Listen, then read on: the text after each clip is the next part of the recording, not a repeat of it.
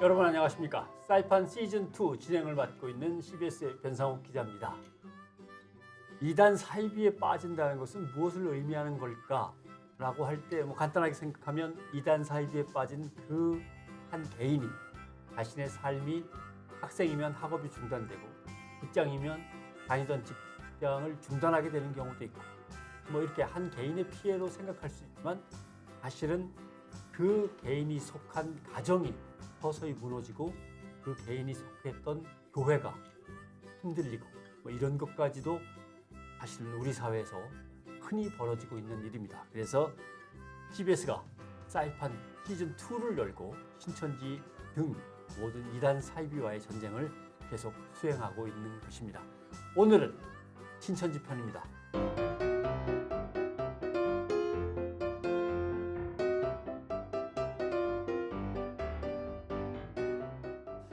지난 시간에도 JMS를 놓고 엄청난 활약을 보여주셨던 바른미디어의 조미듬 기자. 네. 이름하고 미디어하고 이게 헷갈려요. 미디어 미듬 비슷하네요. 기자. 예. 네.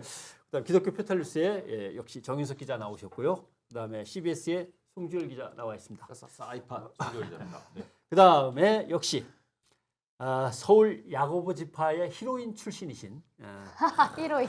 삼각 김밥 소녀로 송주열 기자가 맨 처음에 기사를 쓰는 바람에 그 이후로도 삼각 김밥 소녀로 닉네임을 붙이고 살아가고 있는 Y 양께서 나와주셨습니다. 다들 반갑습니다. 안녕하세요. 반갑습니다. 예. 안녕하세요. 제일 궁금한 것은 이런 것부터 시작을 해야 될게요. 기사를 쓰는데 제가 이제 강연 같은 거 가보면 제일 먼저 묻는 게 이만희 선생님 소식을 물어야 되는데 다들 김남희 여사님 소식을 저한테 많이 물어요. 근데 그분은 이미 이만희 선생한테 배신자, 자기들 말로는 배교자로 찍혀가지고 쫓겨났다. 이렇게 설명을 하면은 그냥 나갈 저기가 아니잖아요. 그러면 제가 들리는 말에 의하면 돈을 좀 챙겨갖고 나갔다더라. 이제 이렇게만 이제 설명을 하는데 그 소문은 신천지 내에서 계속 돌고 있는 거죠. 워낙에 차지하는 포션이 컸기 때문에 그리고 또 신천지 외부 행사의 대부분을 대외적인 행사의 대부분을 또 김남희 씨가 이제 총괄하고 지휘했던 것으로 알려져 있기 때문에 만국의 어머니 역할이었죠. 그렇죠. 만국의 어머니. 만국의 어머니 왕관시고 이제 이만희 옆에서 만국의 어머니 역할을 하다가 졸지에 그냥 배도자로 몰려서 거의 출교죠. 그렇죠. 출교라고 봐야죠. 그러니까 이제 이런저런 말이 많은 거죠. 이게 재산을 한몫 챙겼느니 뭐 딜을 하고 있느니 아니면 새로 무슨 뭘 하나 만드느니 이래 가지고 설들이 많이 있습니다. 배교자 입장에서는 무슨 말을 못 하겠습니까? 저도 나간 뒤에 아주 상상도 못할 말들을 많이 들었기 때문에 오히려 배교자 저는 두 이 분은 혹시 김남희 씨가 이 방송을 접하게 된다면 네. 이 프로그램 출연을 해서 예. 커밍아웃 좀 해줬으면 좋겠어요. 사이판의 문은 항상 열려 있습니다. 예. 보는 관점의 차이일 수도 있을 것 같아요. 그러니까 일단 신천지에서는 배도자라고 제명을 시킨 건데 그 배도자로 제명을 시킨 건지 아니면 김남희 씨가 먼저 이탈을 한 건지라는 부분에 대해서도 조금 사실관계를 확인해 봐야 될 필요가 있는 것 같고요. 사실 김남희라는 인물 자체는 신천지 내에서 급속도로 치고 올라온 인물이거든요. 그러다 보니 신천지에 오래 있던 사람들한테는 약간 풀리지 않는 숙제 같은 사람이에요. 이 사람이 어떻게 이렇게까지 갑자기 치고 올랐을까? 우리가 여러 가지 추측들을 하지만 그러니까 이 사람이 이제 후계 구도를 할 때 부담스러운 인물들이 굉장히 많은 거예요. 기존의 베드로 지파장이라든가 아니면 이제 광주, 대전 같은 그런 경우들, 마티아 지파 같은 경우에 그러니까 이제 그 후계 구도 싸움에서의 어떤 우위의 위치에 점에 있냐라는 부분은 이만희 씨 사후 같은 경우는 장담을 못하는 부분들이거든요. 그러니까 그런 여러 가지 정황을 고려했을 때 김남희 씨가 신천지 일방적으로 제명을 당하고 나간 건지 아니면 본인이 그런 가치 판단을 한 다음에 먼저 이탈을 한 건지 여부는 지금으로서는 확답드리기가 좀 힘들다라는 생각이 사실 들어요. 이제 내부에서는 그런 얘기가 들려왔죠. 후계 구도에 가장 유력한 게 김남희 씨였긴 하지만 네. 조금 전에 말씀해 주셨던 것처럼 베드로 지파 네. 지파장, 마띠아 지파장 유력했죠. 장모 씨와 또 있죠. 네, 지모 씨. 근데 네. 최근엔 베드로 지파장이 바뀌었다고 소식이 또 들려와요. 그래요? 네. 김남희는 좀 신천지에서 굉장히 독보적인 존재였어요. 아까 굉장하죠. 말씀하신 만민의 어머니 그리고 이름을 장난을 쳤잖아요. 이만희, 김남희를 네. 섞어가지고 네. 빛과 네. 빛의 만남은 이김. 만남. 그리고 김남희 통해서 이만희 신격화를 본격화한 뭐 빛의 군사훈련은 굉장히 많은 프로그램과 행사들 그리고 세계적으로 뻗어나가는 그런 모습들을 많이 보여줬어요. 근데도 불구하고 2017년 10월경에 이게 배도설이 터진 거는 설에 의하면 김남희가 2010년부터 계속 후계 구도를 장악해 왔잖아요. 근데도 이 사람을 배도자로 내쳤다면 이만희 교주가 도저히 받아들일 수 없는 무리한 요구를 했을 가능성이 있다. 그 무리한 요구는 돈도 아니고 그러니까 굉장히 깊은 관계였잖아요. 예, 가평에서 한철을 같이 보내고 네. 그것과 관계된 무리한 요구. 그러니까 예, 이 정도로 얘기를 하면 좀 알 수도 있을 것 같아요. 예. 그것 때문에 거했죠. 잘렸다. 뭐 예. 한절하면 동거. 뭐 뭐 우리가 생각하는 그 동거 그때 뭐 아니지? 취재 현장에 있을 때 같이 별장이나 그 예, 예, 주민들 예. 같은 경우는 뭐 네, 뭐 부부인 줄 알았다라는 그렇죠. 얘기가 예. 있으니까 사진도 계속 CBS 에서 찍혔고 동영상도 예. 찍혀 나왔고. 그래서 예. 그 조미등 기자가 고생을 많이 했죠. 전 가평에서 왜? 네. 그 장난 찍으려고 아니죠. 면박했죠. 그 바로 앞에 맞은편에 펜션이 있어요. 나는 완전히 그래서- 바보 됐어요. 왜요? 왜냐면 서울 양천경찰서와 남부지방검찰청에 이제 가서 대질신문하고 계속 조사받는 과정에서 왜 당신은 김남희가 이만희 씨와 동거하는 후계자로서 어쩌고저쩌고 하면서 두 사람을 모욕했느냐 그래갖고 이만희 씨와 김남희 씨가 얼마나 가까운 사이인지를 내 증명하겠다고 그 동영상을 갖다 주고 뭐 사진 자료를 계속 비교하면서 우리 Y 양이 고생했지만 그때 자료 모으느라고 맨 처음에 이만희 옆에는 항상 그 본처라고 하는 네. 유모 씨 유모 씨. 유모 씨가 유모 씨. 계속 붙어 있는 사진 점점점 유모 씨가 밀려나고 김남희 씨가 가까이 와서 사진 찍는 사진 그다음에 유 씨가 완전히 떠나버리고 김남희하고만 계속 사진 찍는 거 이 사진 수십 장을 다 순서대로 그냥 정리해서 완전히 헛짓했대. 내부적으로도 굉장히 혈안이었어요. 그게 엉덩이를 누가 봐도 툭툭 쳐주는 거였는데 이게 아우 우리 선생님 다리 아프시니까 얼른 올라가라고 이렇게 뒤에서 밀어드리는 거다. 부축해준다. 근데 영상을 실제로 보면은 그냥 정말 말 그대로 그 엉덩이를 툭툭 쳐드리고 가서 어깨를 부축하면 네. 그럴까. 저는 그 영상 보고 탈퇴했다는 신천지인들을 만났어요. 네. 그래? 네네. 오. 그걸 보고 이제 너무 이상해서 탈퇴를 했다라는. 죄송해요. 전 그거 보고도 믿음이 안 흔들리더라고요. 아 지독했어. 아무튼 신천지의 이제 최근 동향들 들어오는 대로 뭐 알려드리겠습니다만 또 하나의 이제 문제는 흔히 부동자산이 한 3천억, 현금 자산이 2천억 해서 5천억 자산을 갖고 있는 신천지 요새 그런 표현 많이 하거든요. 예. 네. 근데 와, 상당 부분은 이만희, 김남희 공동 명의로 돼 있는 게 많았잖아요. 옛날에 있던 걸 다 공동 명의로 바꾸는 것들이 있잖아요. 그건 아직 어떻게 처리했는지 특이 없죠. 그렇죠. 아직 그거는 면밀하게 좀 저희가 좀 지켜봐야 될 부분이고요. 워낙에 그 재산 관계한 부분은 은밀하게 처리를 하기 때문에 예. 저희가 사실 좀 취재력이 조금 더 보강이 되지 않으면 밝혀내기는 좀 쉽지 않습니다. 일단 옛날에 띄었던 등기부등본 그 직원들은 계속 네네네네. 등기부등본을 한번 계속 띄워보면서 그래서 예. 저희가 바라기는 김남희 씨가 이 방송을 보고 출연해주면 좋겠다. 그럼 아니면 김남희 씨급의 어떤 핵심 탈퇴자들이 이게 좀 증언을 해주면 그걸 토대로 이제 저희가 취재를 하면 밝힐 수 있을 거라고 생각이 됩니다. 사실은 이만희 씨가 인간적인 수명이 얼마 남지 않았잖아요. 신도들은 믿지 않겠지만 네, 그렇게 절대 되면 믿지 크게 않죠. 이제 신천지가 흔들릴 가능성이 있고 그리고 물론 이제 뭐 새로운 천지 뭐 이런 유사 신천지 아류로 이제 흘러들어갈 가능성도 있지만 거기서 이탈자들이 분명히 있을 거거든요. 저희는 이제 그분들한테 좀 기대를 걸고 있는 거죠. 네, 아무튼 뭐 너무 늦지 않게 연락 주셨으면 하는 바람이고요. 그다음 또 하나의 문제는 아직도 신도들 앞에서는 나는 영원히 살아 이렇게 또 분명하게 얘기하는 건 아니죠. 은근히 아니, 계속 근데 영생을 한다고는 하지만 최근에 과천에서 들려온 소식을 보면은 죽을 수도 있다라고 또 표현을 해요.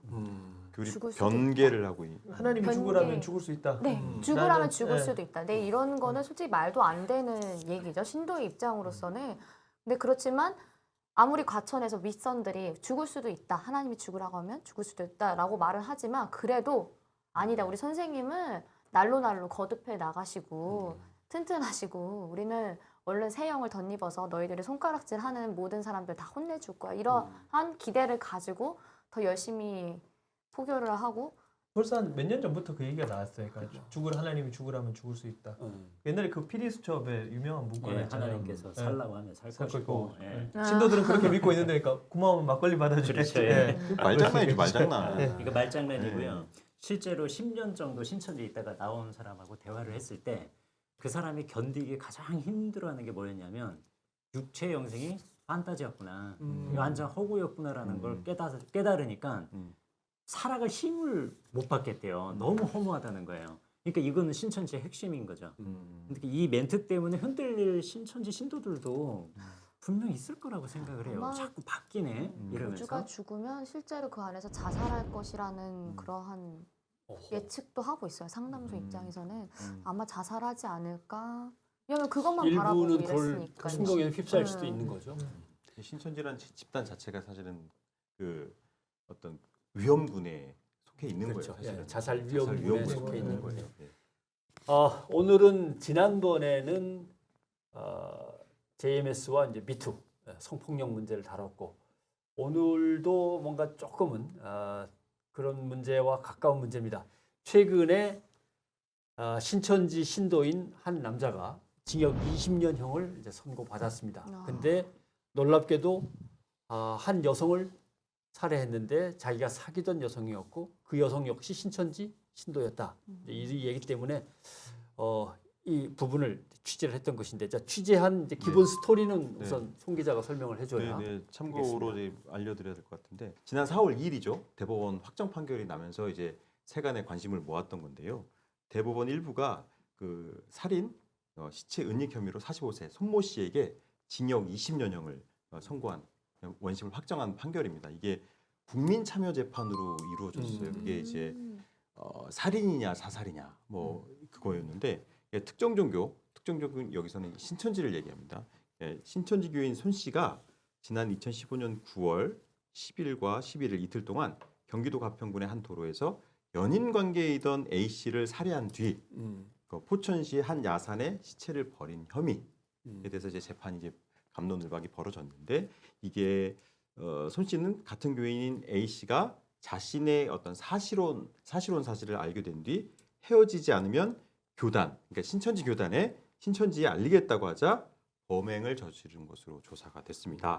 여기서 참고적으로 말씀드리자면 사실혼이라는 거는 이제 실제 부부와 같은 생활을 하지만 혼인 신고를 하지 않은 그런 여성이 또 따로 있었다. 남녀 간의 관계를 말하는 거죠. 그러니까 사망한 A 씨는 손 씨가 결혼하지 않은 줄 알고 정상적인 연인 관계를 유지했다가 사실은 사실혼 관계라는 사실을 알게 된 거예요. 이 남자가 유부남이나 다름없다라는 사실을 알고 나서 이제 신천지 측에 이거를 얘기하려고 하니까 이게 제명당할까 두려운 손 씨가 A 씨를 죽인 거죠. 죽이고 자기 사망에 이르게 하고 포천에다가 이제 야산에다 시체를 버린 거죠. 유기를 한 거죠. 그런데 손 씨가 이제 경찰 조사에서 어떻게 얘기했냐면 차 안에서 함께 잠들었는데 죽은 A 씨가 번개탄을 피워서 A가 자살하려고 예. 번개탄을 피웠다. A가 몰래 피웠다. 자기 몰래. 예, 몰래 피웠다. 함께 죽자고. 그리고 눈을 떠 보니까 A 씨가 숨져 있었고 자기는 눈을 뜬 거죠. 그래서 경황이 없어서 3-40분 가평에서 3-40분 거리에 있는 포천까지 가서 차로 30분 거리에 있는 포천까지 가서 시신을 버렸다라고 하면서 자기는 죽이지 않았다라고 혐의를 부인했던 거죠. 그래서 이게 국민 참여 재판으로 진행이 되다 보니까 관심이 많았어요. 이게 시간이 어떻게 그렇죠. 되나? 그러니까 예를 들면 한 차 안에서 번개탄을 여자가 몰래 피우고 같이 잠들었는데 여자는 죽을 정도면 남자는 거의 뭐 사경에 이르거나 혼미한 상태일 텐데 차를 가평에서부터 또 포천까지 몰고 가셨다. 그렇죠. 그 혼미한 정신상. 1심, 2심 그리고 대법까지 완벽하게 손 씨가 이제 살인 혐의가 있다. 그러니까 쉽게 말하겠습니다. 이제 즉 이번 살인 사건의 주요 동기로 손 씨가 그러니까 신천지 내부에서 이제 불륜 사실이 신천지에 알려지면 신천지에서 제명당할 것을 걱정해서 벌인 범죄라고 볼 수 있는 거죠. 이게 좀 어떻게 보면 황당한 거죠. 예를 들면 대부분의 경우는 여자가 자기가 속았던 거에 네네. 분노해서 네. 덤벼들고 하니까 네. 뿌리치고 하는 과정에 우발적으로 뭐 이렇게 사람의 목숨을 빼앗게 되는 그러니까 이런 이게 게 신천지 있는데 제명이 두려워서 이거는 사망까지 이르게 전혀 한 범죄를 저지른 거죠. 내가 다니고 있는 종교 집단에서 벌 받을까봐 두려워 예. 이런 얘기가 되는 거예요. 사실 이게 그 사건 당시에는 이게 언론에 알려지지 않았어요. 그런데 이제 재판이 벌어지면서 관심을 갖게 됐던 건데, 그래서 사건의 내막을 좀 더 자세히 알아보려고 제가 포천하고 가평, 제가 또 현장 추적 전문 기자들 사이비연락처럼 그래서 다녀왔죠. 그래서 하루 종일 헤맸습니다. 사실은. 근데 가평이 최초 이제 살인이 벌어진 장소고, 그리고 포천이 시신을 유기한 장소이기 때문에 분명히 가평 경찰서 아니면 포천 경찰서에서 강력팀에서 이게 수사를 했을 거다 해가지고 다 들렸죠. 근데 서로 모르고 있더라고요. 이거 이런 일이. 자기 관할 내에서 살인 사건이 일어났는데 모르고 있더라고요. 이게 공조가 안 됐던 거죠. 근데 제가 경찰청에 확인해 보니까 이게 강동 경찰서에서 뜻밖이죠. 서울 강동 경찰서에서 이 사건을 접수를 해서 수사를 했던 거예요. 그래서 피해자도 검거하고 재판까지 넘겼던 사건인데, 이거 강동 경찰서 지역이 이게 가평이 나왔죠. 예. 포천이 나왔죠. 서울 강동이 나왔죠. 그래서 서울 강동 경찰서를 제가 가봤잖아요. 현장 추적 전문기자 송기혁 기자가 갔습니다. 갔더니 이제 그 담당 이제 강력팀 형사가 이게 또 최초의 사건이 접수된 거는 서울 광진 경찰서였다는 거예요. 서울 광진 경찰서 인근이긴 하죠. 그 지역이 좀 인근이긴 한데 최초에 이제 사망한 A 씨의 어머니가 광진 경찰서에 이제 신고를 한 거예요. 실종됐다. 그랬는데 이제 이분이 이제 주소지가 강동이었던 거예요. 강동 쪽이어서. 그래서 광진에서 강동으로. 광진에서 강동으로 갔죠. 강동으로 갔는데 그리고 이제 여성이 실종이 됐으니까 여성 청소년과의 이제 사건이 배당이 돼서 수사를 벌였는데 이상한 거예요. 이거는 약간 냄새가 그 형사 표현으로 빌리자면 이건 냄새가 난다. 그래서 바로 이제 강력팀으로 바로 이첩이 돼서 바로 이제 좀 이걸 조금 확대해서 수사를 벌이는 와중에 가평 그리고 포천 이렇게 확인이 돼서 피의자를 좀 검거했다고 합니다. 자, 송 기자가 이제 짚어준 가장 중요한 문제. 종교 집단에 소속돼 있는 두 사람인데 거기 알려지면 심각해지니까 또는 거기 알려버리겠다고 위협을 하니까 네. 이제 이 문제가 나온 건데 그거는 이제 우리 또 삼각김밥 소녀에게 물어볼 수밖에 없겠습니다. 꽤 도덕적으로는 엄격하게 다루려고 하는 모양이에요. 자기는 뭐 좀 그런 일이 있었다고 치더라도 이만희 입장에서는 야 니들은 말이야 깨끗하고 경건하게 잘 살아 하면서 뭐 이렇게 통제하는 게 심한가 봐요. 굉장히 심하죠. 실제로 제가 있었던 지파의 그러한 전 청년 회장의 이야기를 들어보면 막 결혼도 하지 말라고 하고 연애를 보고를 해야 해요. 신천지 내에서는. 신천지는 마음대로 연애를 못 해요. 만약에 연애를 한다 하면은 6개월 내에 결혼해야 하는 조항이 있어요. 정신이야 뭐야 왜 이래? 연애를 한다 그러면은 6개월 내에 결혼을 해야 하는 조항이 있고 헤어지면 어떻게? 마음에 안 헤어지면 들어서. 지파를 옮기거나 아니면 만약에 사명을 받지 못한다거나 아니면 만약에 강사를 하고 있다 헤어지면 그런 사명이 박탈되거나 굉장히 이거 신천지 내부에서는 심각한 문제죠. 근데 그런 정청년 회장이 이제 연애도 하지 말라고 했는데 어느 날 갑자기 결혼을 한다는 거예요. 알고 보니까 아버님이 신천지 신도가 아니고 그냥 신천지 입장에서는 신천지 신도가 아닌 사람은 이방인이라고 하거든요. 이방인이니까 신천지 신도인 딸이 결혼도 안 하고 나이는 먹어가고 결혼을 안 하니까 계속 신앙에 관해서 핍박을 계속 하는 거예요. 그러니까 그 핍박을 잠깐 피하기 위해서 그 여자는 그냥 이방인하고 급하게 결혼을 한 건데 신천지 내부에서는 각서를 쓴 거죠.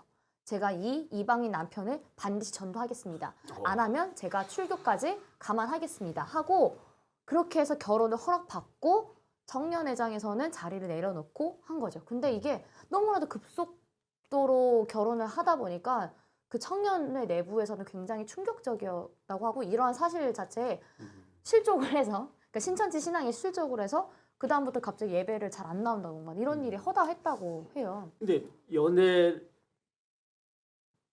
남녀가 이렇게 잔뜩 젊은 남녀가 모여있는데 나는 절대 연애 안 해. 뭐 이렇게 한다고 해서 그렇게 뜻대로 되는 건지 아니잖아요. 중요한 문제는 결국 이런 것들을 다 통제 수단으로 쓰는 거죠. 그러니까 눈을 돌리지 말라는 거예요. 네. 그러니까 사이비 단체가 하는 것 중에 제일 대표적인 게 세 가지가 있는데 한 가지가 이름 바꾸는 겁니다. 아 맞아요. 이름 같은 경우는 그 사람의 정체성이 있는 거잖아요. 그러니까 여기다 잡아놓겠다는 그런 의미거든요. 그리고 두 번째는 이제 점을 찍는 거죠. 둘이 결혼해라. 그렇게 해서 완전히 통제하는 거. 그리고 또 한 가지 많이 하는 게 이사를 시키는 거죠.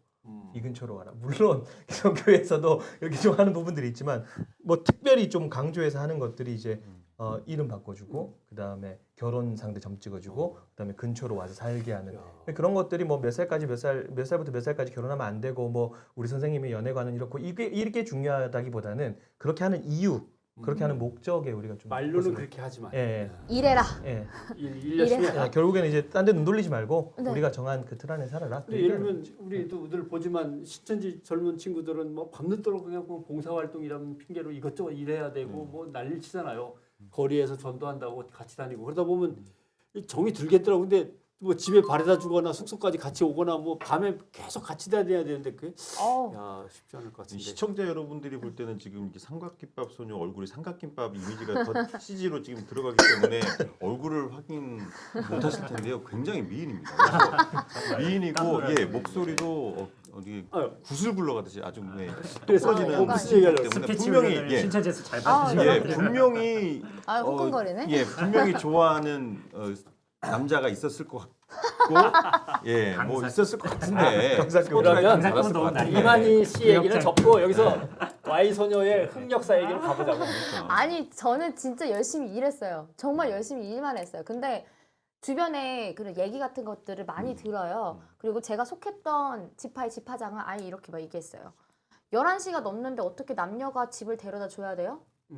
아예 그러한 조항까지 있어요. 이제 원주에 속한 그런 빌립 지파라고 말해도 되나요? 뭐 네, 빌립 지파에서는 이렇게 교육을 했다고요. 남녀 10시 이후에 같이 다니지 말기. 그리고 남자 여자 밥 먹어야 하면 교육장한테 이제 허락받기. 밥 먹는 것도.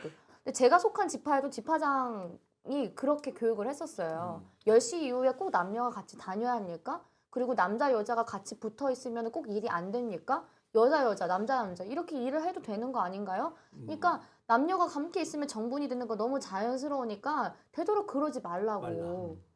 꼭 그렇게 같이 있어야 돼요? 연애 그렇게 하고 싶어요? 하나님의 일 완성하고 싶지 않아요? 그러면 이제 양심이 찔리게끔 내가 맞아.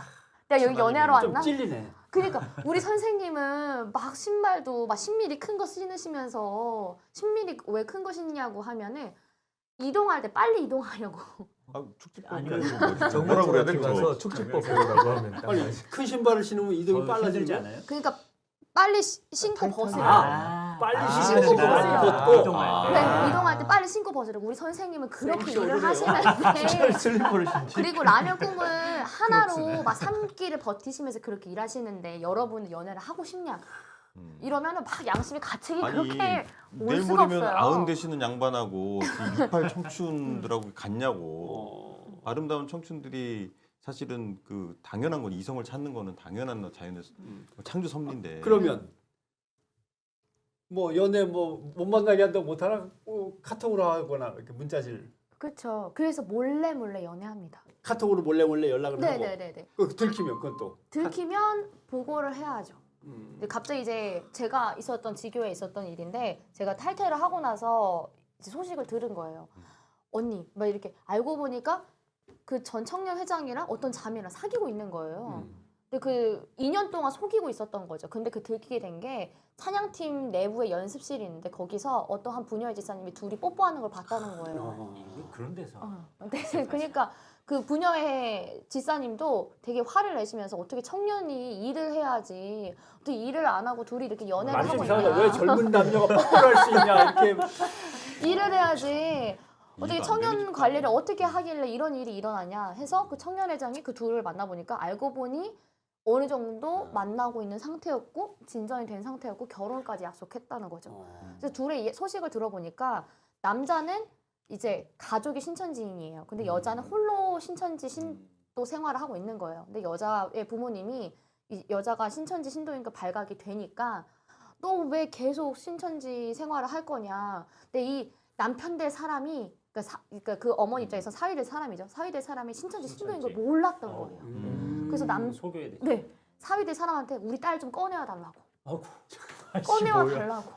아이고. 그래서 아이고, 여자의 참. 입장에서는 그래서 남자랑 빨리 결혼했어요. 근데 이 어머님은 사위 이제 된 사람이죠. 사위 된 사람이 신천지 신도인 걸 몰라요. 지금도 모르실까? 지금도 모르세요. 어머나. 제가 이게 그거를 뭐야. 말씀드리려고 했는데 이미 다 짜고 쳤더라고요. 아. 자기는 신천지 생활을 했다가 탈퇴를 한 탈퇴했다. 상황인데 여자 쪽은 탈퇴를 안 한 상황이다. 아니 제가 결혼이라는 그래서 건 일륜지 대사인데 네.